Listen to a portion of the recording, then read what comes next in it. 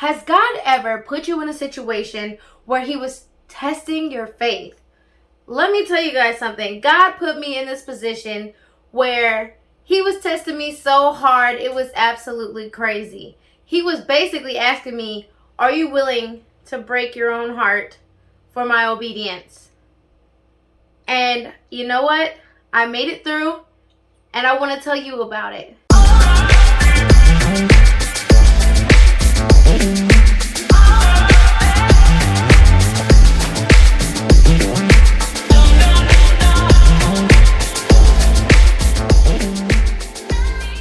Hey, it's Desiree. Thank you so much for clicking on this video. Please like, subscribe, and share, and comment down below if you can relate, or if you have any questions for me, or even just a prayer request. Okay, so let's get into it. So, I have a story. It's story time, and I want to tell you guys about how God made me break up with my boyfriend. It was something crazy. So first, let me give you some backstory. Let's take it all the way back. High school was not a good time for me. I had a lot of trouble with peers and mild bullying. I don't know, gossip mostly. It was mostly gossip, if that's considered bullying these days. I have no idea. But there's a lot of gossip going on about me, and it was just a really hard time for me. And I did have a few girlfriends that I wish I held on to, but I really so bad wanted to fit in with some city kids or have some city kid friends, because basically what I did in high school is that I was bussed out to a nicer area and went to school down there, and then us city kids would be bused back, and we would come home and live in St. Louis City, whatever. So there was a clear break in the types of students, and it was very kind of racist and segregated, which I had been doing this since 3rd grade, so I had no idea until I left. But anyway, so because I'm mixed, I had a lot of problems with identity, but also the white kids would call me black, the black kids would call me white. There weren't that many mixed kids, and it was just a whole thing, right? And when I finally got the opportunity to become friends with people from my bus, I was so excited. And you know what? We hung out this one night, and I smoked weed for the first time and all kinds of stuff. Anyway, I become really good friends with a certain group of people. And you know what? They were, for the most part, really good friends to me, and I appreciate their friendship. In that time, I became really close with a certain friend, and you know, at the time I was dating someone else, and and you know, we would be dating other people, but we would just be close friends. Like, I would see him every single day, I don't know, for years. I don't even know how long. Maybe we might miss one day or something, but I would pretty much see him every single day. And eventually, through that relationship, we ended up becoming more than friends. And it was great, to be honest. Like, in my head, it was absolutely amazing. He was a sweet and caring guy. He treated me like a princess. He loved me. I loved him. You know, it was, in my head, it was a great thing, and in his head, it was a great thing. And it got really serious. So serious that to the point where we were going to uproot and move to a different city and just start our whole lives together. He honestly, like, I thought he was the one for me because he stuck by me.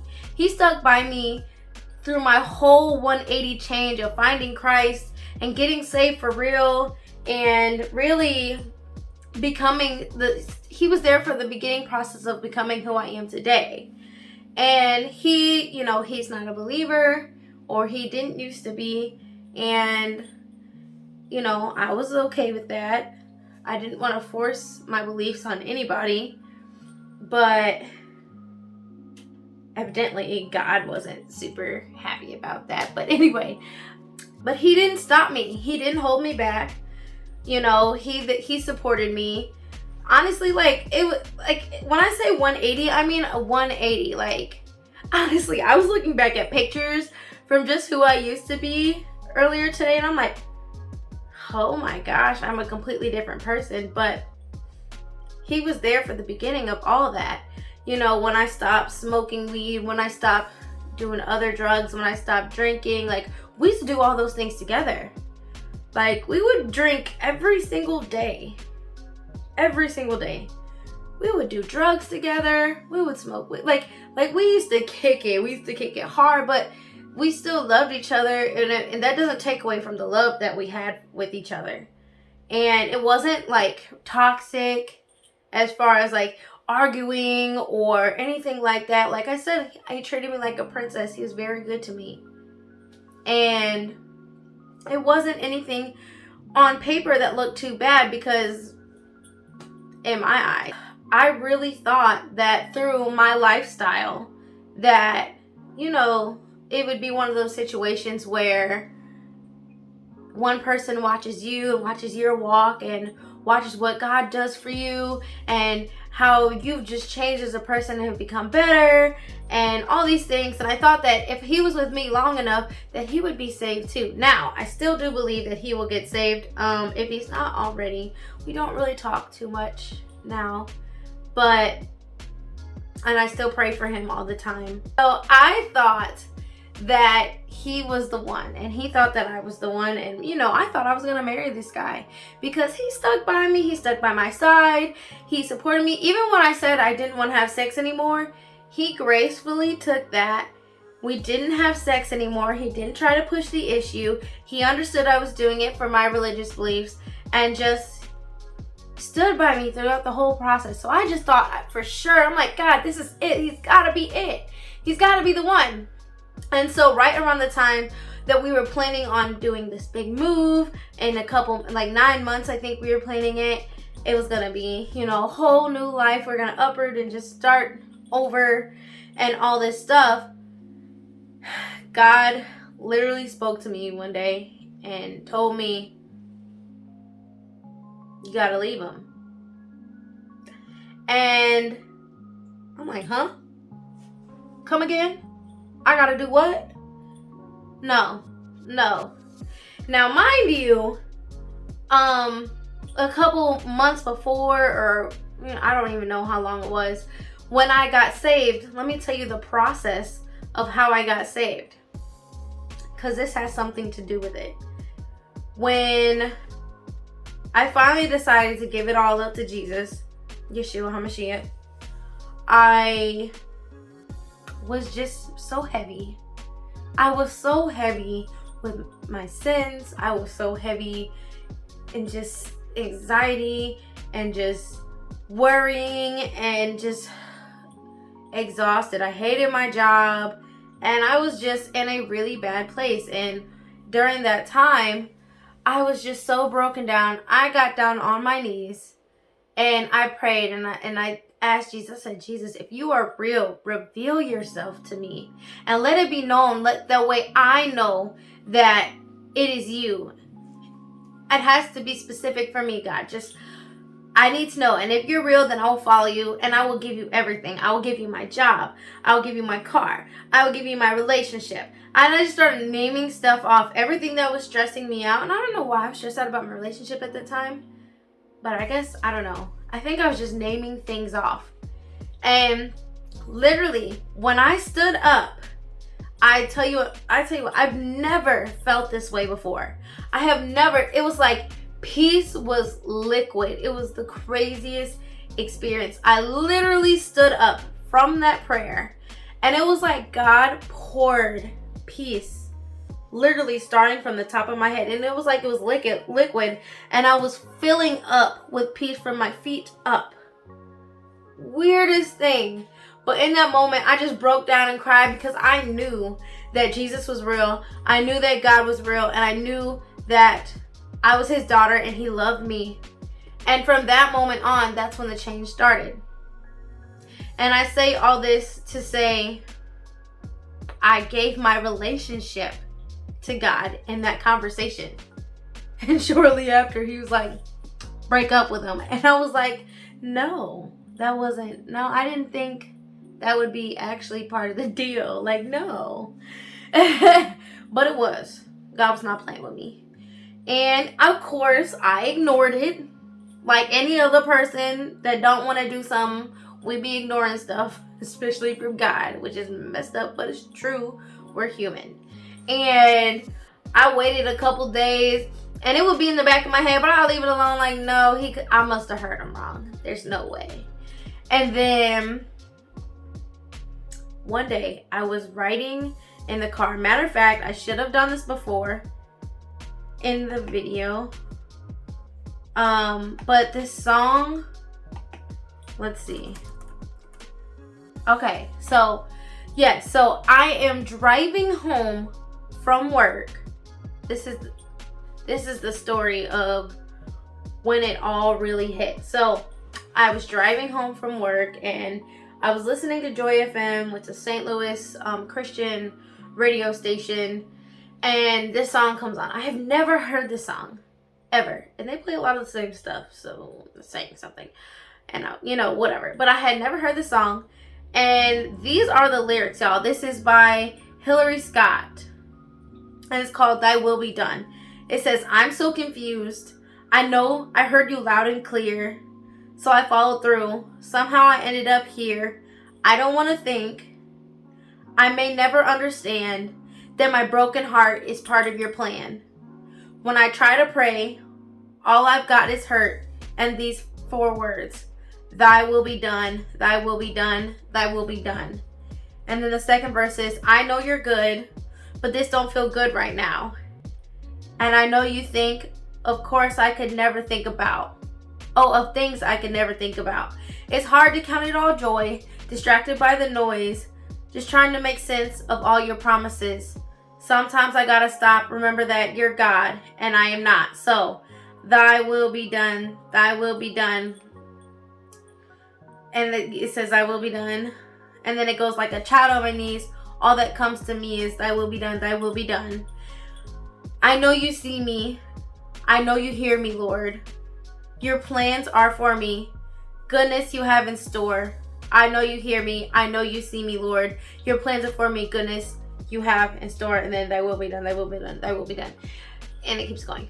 But guys, when I heard the lyrics to this song, oh my gosh, I busted out crying like bad, like I was just so broken and so sad about this because I knew I had to do it. Like, I just knew in my heart of hearts that I was supposed to break up with him.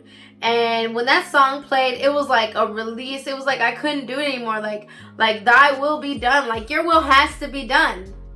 Like, God's will has to be done. And it was just like all the emotions just fled out of my body. It was absolutely insane. As I'm getting older, I'm becoming more emotional. But in the past, I've not been very emotional. Anyway.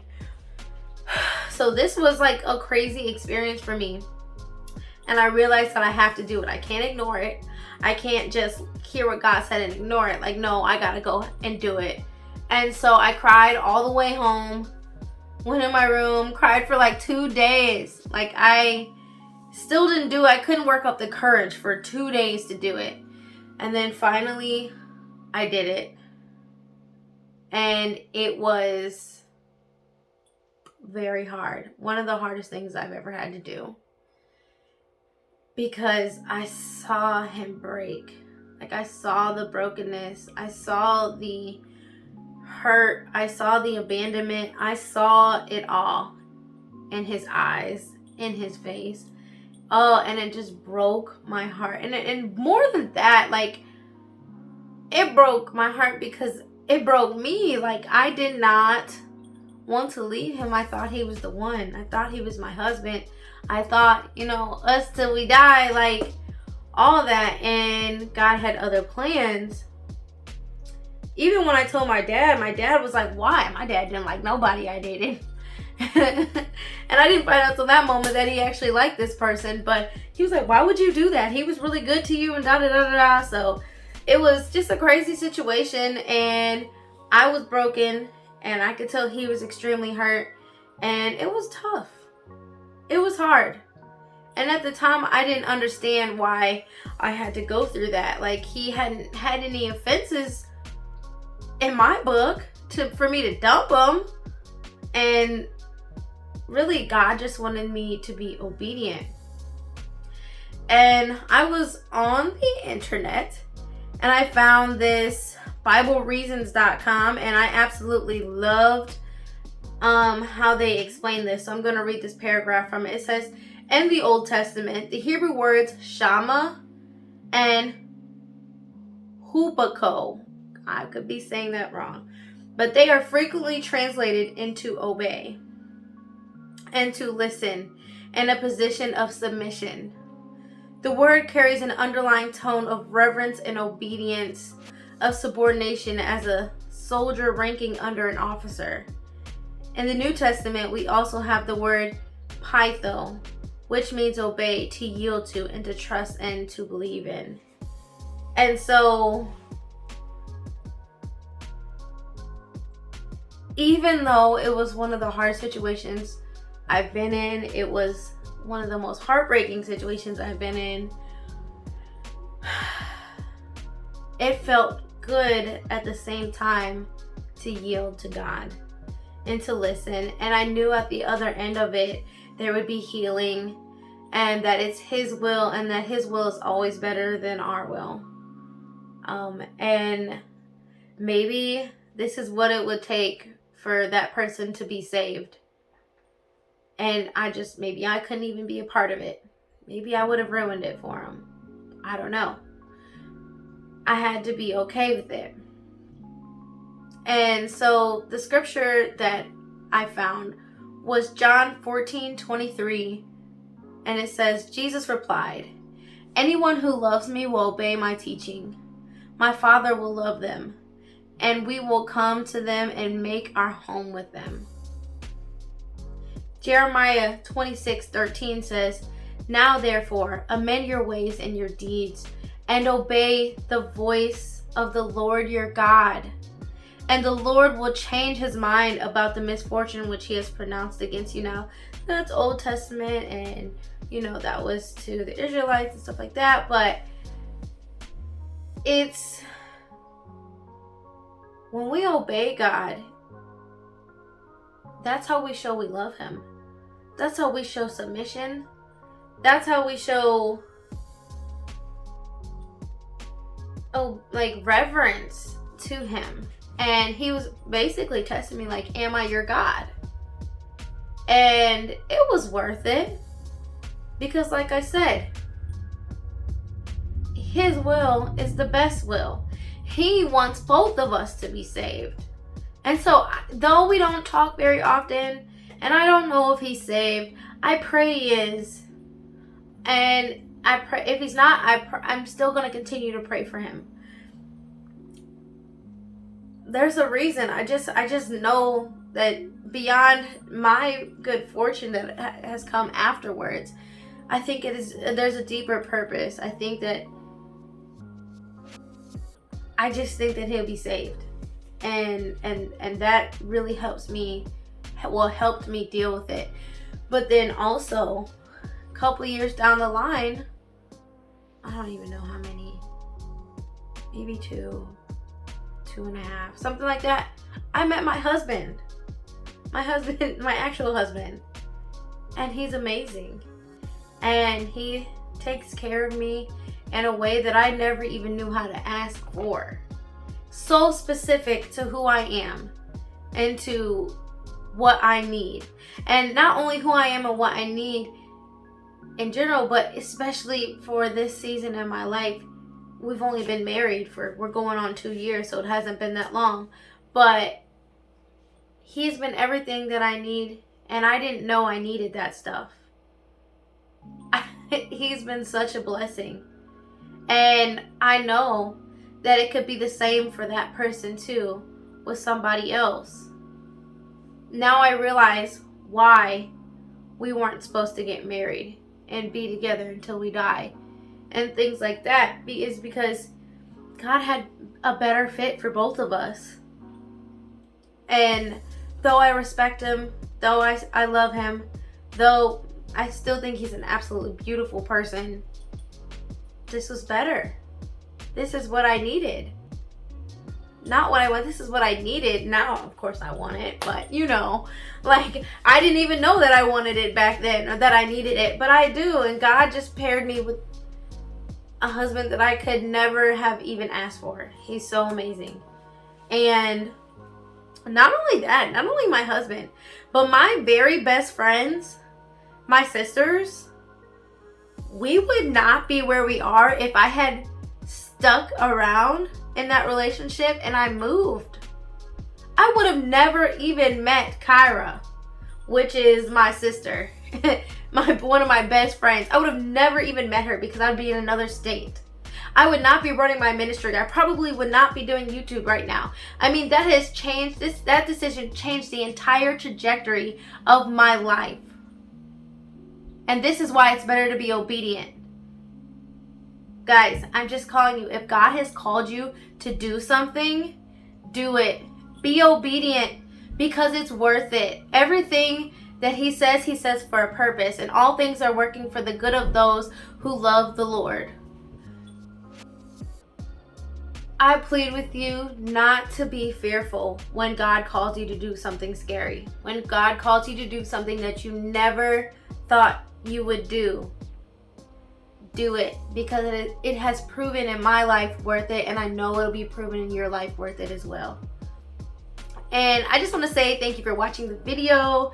If you can relate, comment down below. What's the hardest thing that God has asked you to do, and after you were obedient, it was totally worth it? Has God called you to leave your significant other, not married, but girlfriend, boyfriend, whatever? Just let me know. I'm interested to hear your guys' stories. Also, feel free to throw in a prayer request or whatever. Again, hey, this is Desiree. I love you so much, and like, subscribe, and share. See you later.